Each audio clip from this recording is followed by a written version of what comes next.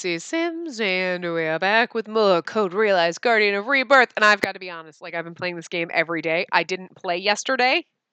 I mean, you guys have no idea because, like, I'm, like, way ahead.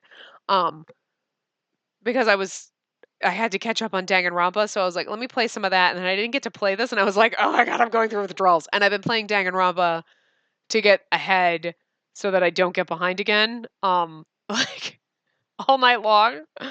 I recorded so much. I think I recorded like 4 or 5 parts. And I'm like, I can't go to bed. It's like freaking midnight right now. And I'm like, no, I have to play a little bit of this because I can't. I've been looking forward to this all day at work. Like, I can't wait to go home and play this game.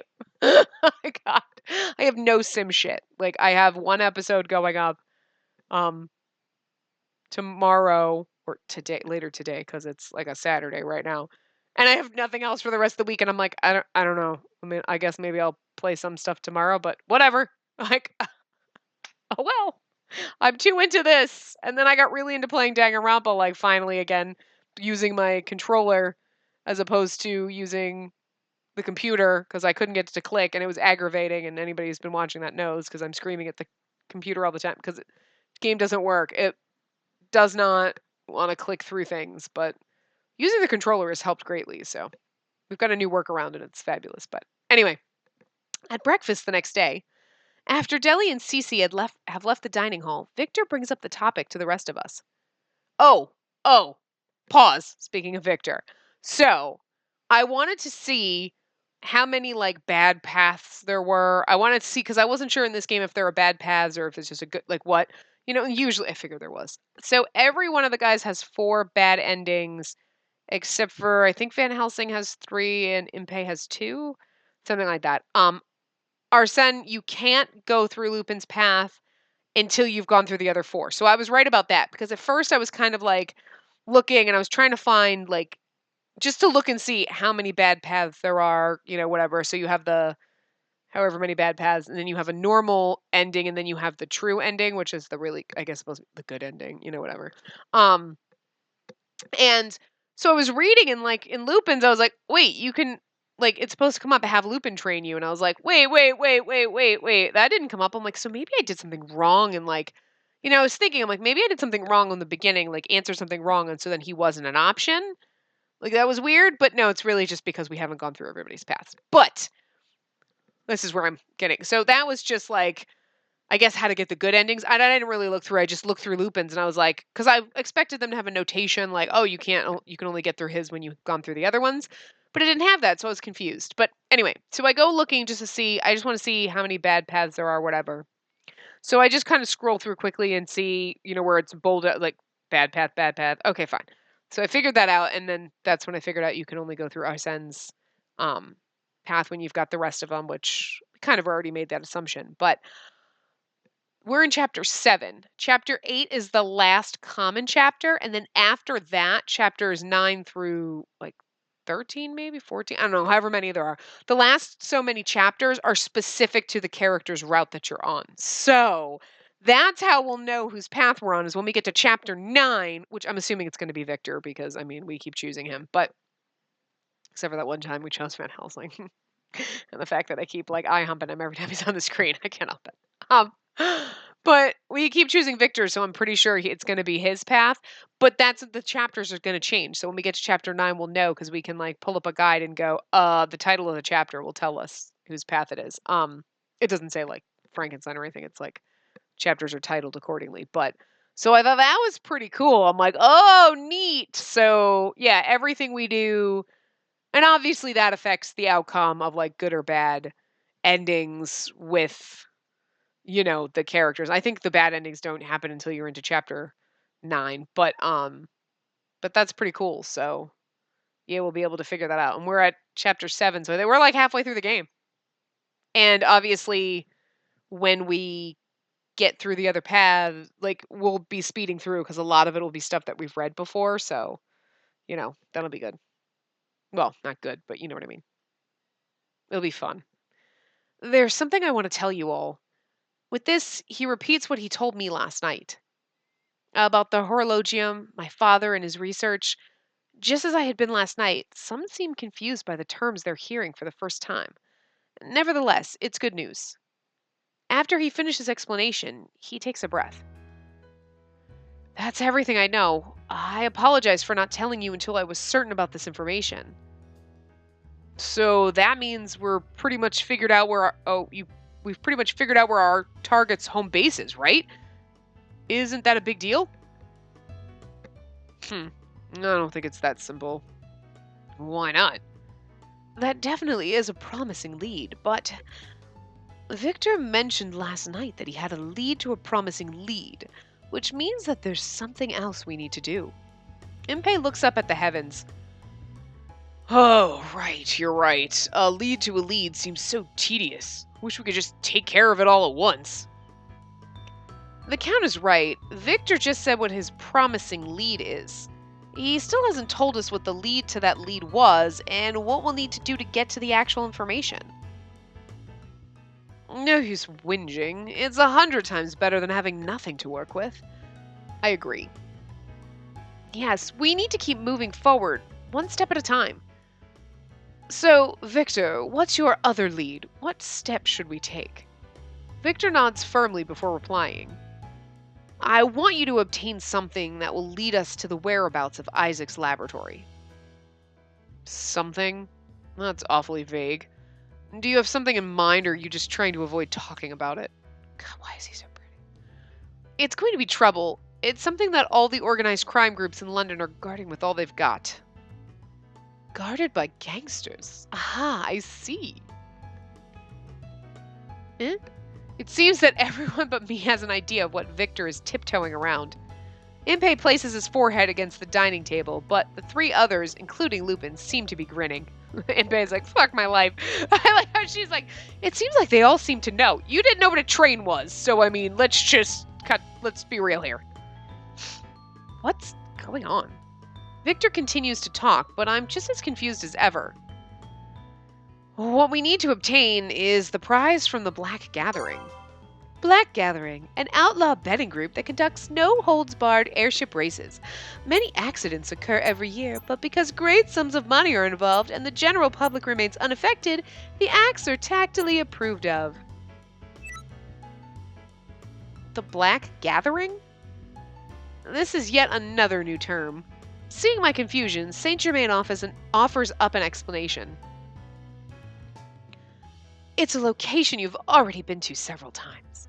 Do you remember that event that takes place by the River Thames? I remember. It's where we met Van Helsing. That place where a certain unfriendly four-eyed fellow caused a scene. Stop using me as a point of reference.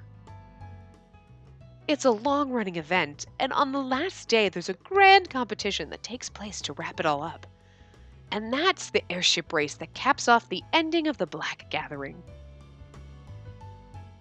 The Black Gathering. That means it's a day when those from the underbelly of the city gather in large numbers. They're an unruly bunch, but they're rich. The police and military turn a blind eye as long as they don't do anything violent. An airship race. Airships. I've read about them in books, so I have a lot of knowledge about them. Plus, we also saw one, and it was an ornithopter, but so that, I guess it's not technically an airship, but it is a ship that goes through the air, so close enough. I can't recall seeing them up close much. I've seen them from afar, floating among the clouds. No, you got attacked by one! Let's stop. Oh, but I do have a recent memory of being attacked by an airship. Oh my god! See, this is why I love this game. Can I just tell you, like, you just heard me like, hey, whoa. It's like thinking, oh, they're gonna just completely forget the fact that she just got attacked by one. And then she's like, but I did just get attacked by one. And it's like, oh my god, they don't miss a beat. Like, this is fucking genius writing. Because, I mean, how many times have you watched a TV show or a movie or read a book and you're like, no, but 3 pages ago you said, no, but you said that. You already did that. Why? Wait a minute. And something doesn't make sense because, obviously, like, it's difficult to keep things straight, but, there's always something. There's always some kind of loophole where you're like, you just said that you don't know what an airship looks like, but you were attacked by one, and we're just going to forget that happened. And then now, but she's, remember, and it's like, oh my god, it just blows my mind when if I can catch the hole, if I see it, and I'm like, hello, and then they fill it, that's amazing. I'm just amazed. I'm easily impressed by this game, I guess. I don't know. I don't remember much about it, but I do recall that it was a huge machine. I can't imagine what an airship race would be like. This is also one of Isaac's achievements. He created a material that he called aerocarbonium. I'm just trying to think of another way to say that, but I mean, because it's carbon, but it's not carbonium, because that it could be carbonium, but carbonium? I don't know, whatever. A new material developed by Isaac for practical applications. He was able to make it lightweight yet strong. It is currently used for a variety of things, including airships. I wish they'd use like English terms instead of making like... It's very light and sturdy and can easily be mass-produced. As airship technology advanced, other uses for them appeared. Father sure did a lot. Yes, his work has changed the history of mankind. He is worthy of the title of a modern-day Prometheus. Prometheus, a figure in Greek mythology known for stealing fire from the gods and giving it to humanity. I think we already went over that term, but... Prometheus. The Titan said to have given the secret of fire to humanity. Strange, knowing that my father is being compared to a great figure from mythology. Back to what we were talking about. What do you mean that the prize from the airship race is a lead? Well, the prize for this competition is said to be the posthumous collection of Isaac Beckford's work. Posthumous. Posthumous. The word is posthumous. Okay. A posthumous collection... A posthumous collection from a man whose death has yet to be confirmed. They're really getting ahead of themselves. The prize is worth more if Isaac is believed to be dead. That's all. Posthumous collection. So basically it's a bunch of papers and stuff, right? How much value could that possibly have? I'm sure there are countless collectors who want to obtain them at any cost, since they're from the legendary Isaac Beckford. But how did such a thing end up as a prize for a race? No matter the content, I would assume his writing is classified information. I don't see how it came to be in their hands. From what I've heard, the writings were originally under the guard of the Royal Society. Greed got the best of one of the society members, and he sold the documents to some millionaire. I see. Then they made their way through the underground society and ultimately arrived at the Black Gathering. Victor slowly nods at the Count's logic. Then they're stolen, and Lupin should be able to just fucking steal them back. That's all I'm saying. Documents written in Father's hand. You're right. There must be something in there about the horologium. It seems my anticipation was growing despite myself, and I noticed my hands have clenched into fists. That's easy then. I'll just go steal it. I would advise against that. Why? I can easily get past some criminal's line of flimsy security. I'm not doubting your abilities. It's just... Since that attack by Delacroix, the criminal world has set aside their pride and started asking for help. So what? The prize will be guarded by none other than Herlock Sholmes. All right, let's enter the race and get this lead fair and square, shall we? You're so quick to adapt. You really don't like Sholmes, do you, Lupin? He's more like a nemesis at this point. Are you already waving the white flag? You usually talk a much bigger game. Look at the grin on his face. He's like, such a cocky bastard. I love it. He's like, you hate him more than you hate me. That's amazing. What white flag? I'm tired of his persistence. Just to be clear, I'm not running from him. Fun bonus, Sholmes is not only involved in the security, but he will investigate if the item gets stolen. You hear that? Exactly as I'd suspected. This is a strange retreat, a strategic retreat, understand? Retreating is just another name for running, but if that's how you'd like to word it, let's leave it at that. Besides, entering the race is fine and well, but what are we going to do about an actual airship? Can't even join the race if we don't have basic equipment. Why do you have to be the smart, beautiful one? Anyway, why don't we have Impey make one? I'm happy you're depending on me for this, but if you want me to make something from scratch, time and money, then should we buy one? You said the amount of money Lupin brought back was enough to buy an airship. I'm not sure. We could probably buy an average airship with that. But trying to win a race with something like that would be difficult, even for Impey, the great engineer. There's a wide range of airship designs. Faster ones can easily go over 100 kilometers an hour. 100 kilometers an hour? That's such a big number. I can't even imagine how fast it actually is. It feels nice when you're on the highway going that. Well, wait a minute. No, I don't know what that translates into miles per hour. I don't do that kind of math. Besides, this isn't your average race. If we join with some shabby airship, we'll be shot down, and then that's it for us. Shot down? Miss Spacey, you can't forget that the sponsors of this race are members of the criminal underworld. In this race, competitors are allowed to attack one another. All attendees need to sign a contract releasing the exhibitors of liability in the case of injury or death. What an intense race. An airship race where combat is allowed. Illegal airship races are so extreme. But we have to enter. All the more reason to join if winning the race means we all get closer to our goals. Impey, how much money would you need to modify an airship so that it stands a chance in this race? Well, with my technical skills, if we had the money to buy 2 mid-size airships, I could guarantee our victory. 2? It costs that much? Things get more expensive if you want them to be better than average. Ask anyone else and you'll be charged 5 airships worth. Then I'll do something about procuring a basic airship. Impey, start thinking about your remodeling plans. Do something? Do you have something in mind? Yep, I'll be taking off then. Have fun house sitting. Lupin confidently marches out of the dining room. I wonder what Lupin's going to do. Knowing him, it's probably nothing decent. No, I totally agree. Like Van Helsing says, he's going to do something out of the ordinary for sure. I hope he doesn't bring back any trouble with him. But he's not the type to exaggerate without reason. We'll just have to sit tight and wait. Lupin has no way of knowing what everyone is saying about him. But the next morning, he returns to the mansion with an amazing souvenir. The next day, I was sitting in a daze, still drowsy after waking up.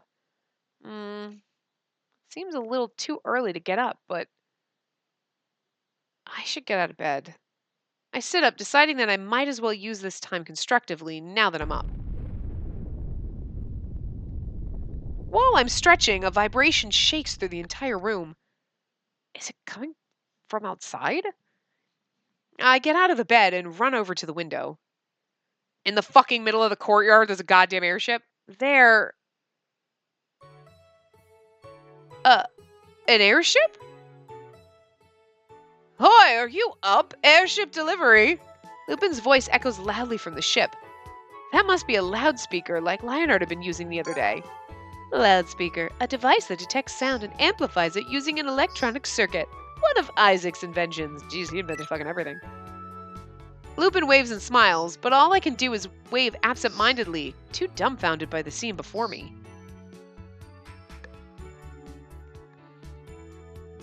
Gasp! I snap back to reality after a few seconds, then quickly make myself presentable and leave the room. Once I'm outside, I find everyone else from the mansion, including Deli and Cece, has gathered around. Everyone's looking up at the huge vehicle with round eyes. Wow, so this is an airship. It's gigantic. Cece spins around Deli, barking excitedly. That's right, it's an airship. Is this your first time seeing one too? No, I've seen them several times in the air, but this is something else. I didn't realize it would be so big. You get it, Deli. This kind of thing is a true man's dream, isn't it? Fine. Cece insists on looking at it up close, so I'm going to approach the airship. Do not attempt to stop me. He completely ignores Impey's attempt at a conversation, and he seems to be ignoring Cece as well. Deli picks up Cece in his arms and runs towards the airship at full tilt. So now even Deli's ignoring me. Having a respect for my dignity. Impey stands there looking sad, so I decide to ask a question. Lupin said he's delivering it. What's that supposed to mean? Who knows? I think That's the question we're all wondering about right now. As we stand around, Lupin appears from within the airship and looks over at all of us, satisfied at a job well done. Look at that sassy grin. Aren't you all up early? You could have slept in a little, you know. Lupin laughs at a good cheer, but Van Helsing speaks in his usual tone. And where did you steal this from? You'd better not have done anything stupid that would ruin our negotiation with Queen Victoria. Yeah, don't worry about it. I stole this from somebody we wouldn't feel guilty about. No problem at all. I see. How very you. You might even get an award from Scotland Yard for this. An award? Saint Germain seems to have understood what Lupin was talking about right away. So where did you steal it from? No idea. Don't sweat the small stuff. How about it, Impey? You think you can fix her up for the race? It's a pretty old model. Let's see. I guess it'll depend on the budget I have available. Don't worry about the money. Just keep working until it's a winning ship. That's what I stole it for. So while Impey is working on this, the rest of us will have to gather the funds for this remodeling. Lupin nods at Van Helsing's question. I suppose we have no choice.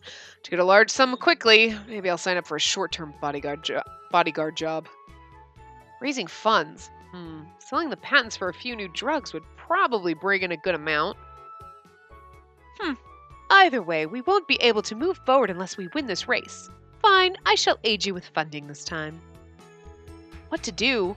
Everyone is mentioning ways to earn money, but I have no way to help them. What can I do? After some thought, I arrive at an idea.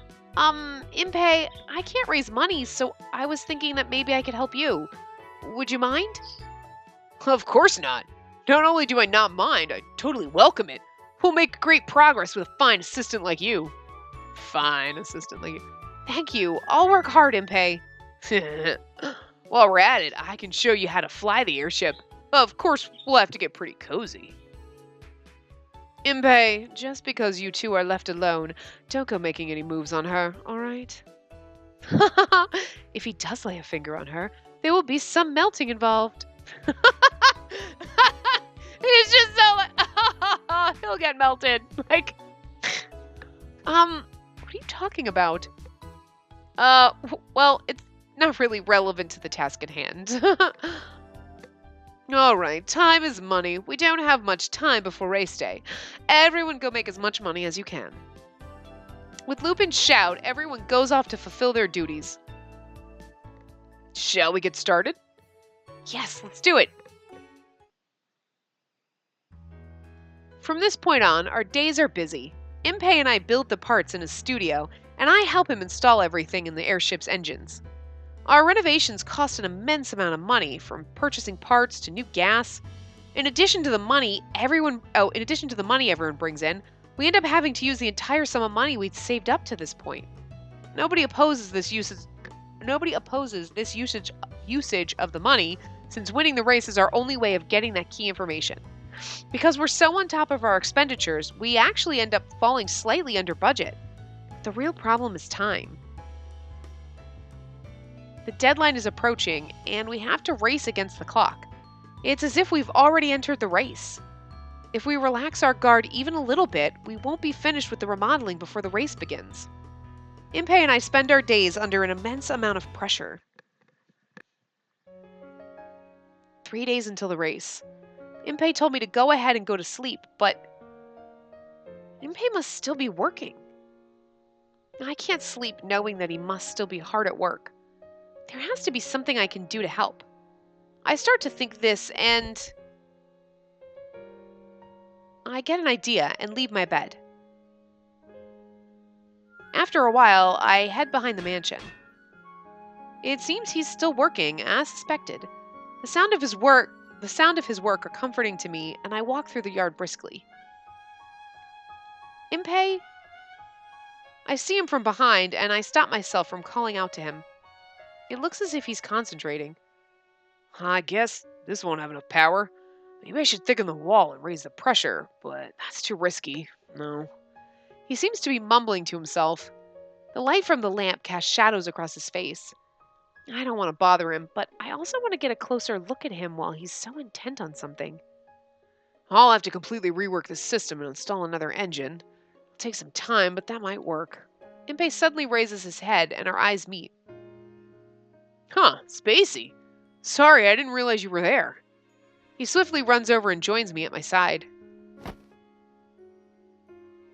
Impey, I'm about to hand him an item I brought for him when a certain thought bubbles up.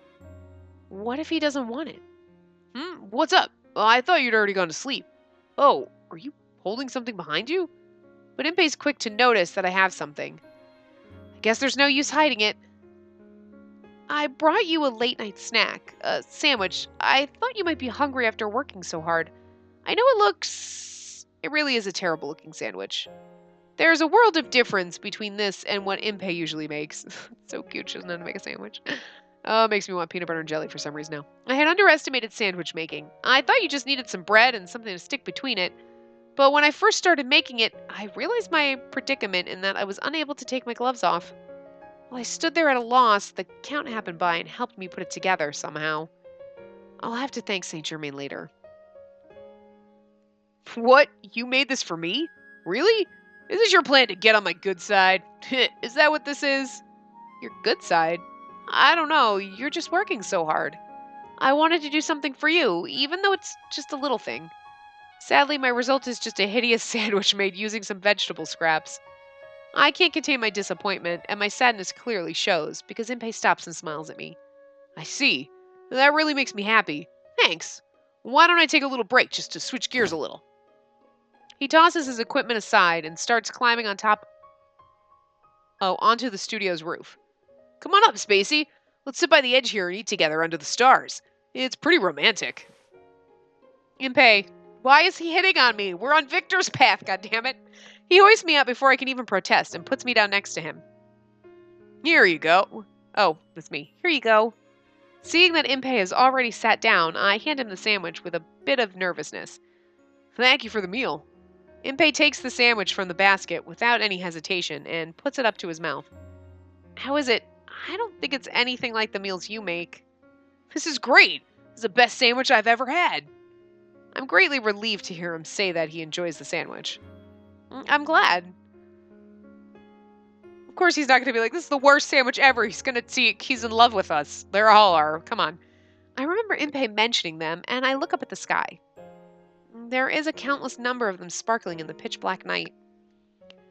It's not that the sky is anything out of the ordinary, but looking up at the stars helps me when I'm stressing out. Impey says this while he eats a sandwich beside me. I remember what I wanted to ask him. It's rare that we're alone together, so maybe I should just do it now. Impey, there's something I've been wanting to ask you. Impey finishes his sandwich and wipes his mouth before responding. Oh, you want to know my type? I'd say it's a girl like you. No, it's something else. Oh, wow, what is this? I feel like I've been cut right in two. Oh, well, so what did you want to ask me? Go on ahead, I'll answer anything. Ask away. I nod, encouraged by his smile. You look like you have so much fun when you're working with machinery. What made you decide to become an engineer? Was there a reason for it? Oh, look, he's so pretty. I know he's like a horn dog and he's like hitting on us, but oh my god, okay, he's super pretty there. I mean, I love it when they do these. You're like, my god, they make them so pretty. The reason why I became an engineer, huh?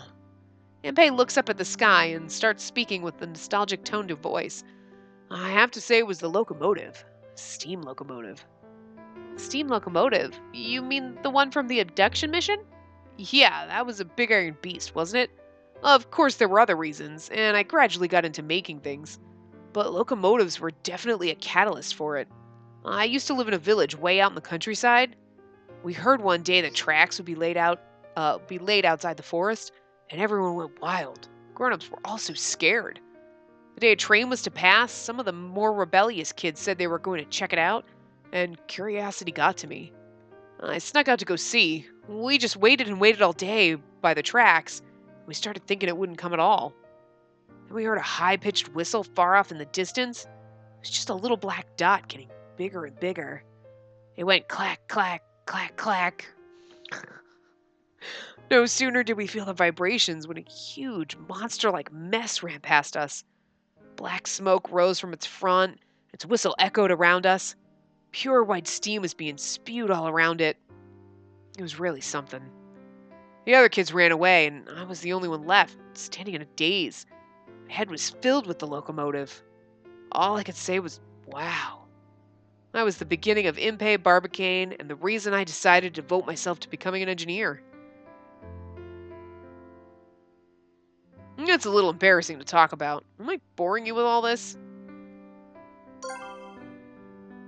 No, I'm really enjoying this. I feel like I've learned a little bit more about you. It makes me happy. Oh. What's the matter? I don't know, it's a little embarrassing when you're so honest and straightforward like that. There's nothing to be embarrassed about. You're worthy of respect. Impey starts to climb down from the roof, his face a little red. I follow him down to the ground. Ahem! I did tell you earlier to go back to the mansion and go to bed. But why don't we work together for just a little while longer? That's fine with me. All right, your smiles recharged me 100%. Let's tackle whatever's left to do. Impey looks serious again. For some reason, seeing him like this makes me happy. Aww. Then, I'm actually going to wrap this part up here. Because this is the perfect place to stop before we get into like a whole new scene. So I will see you guys next time. Remember to give the video a big thumbs up and subscribe to see more.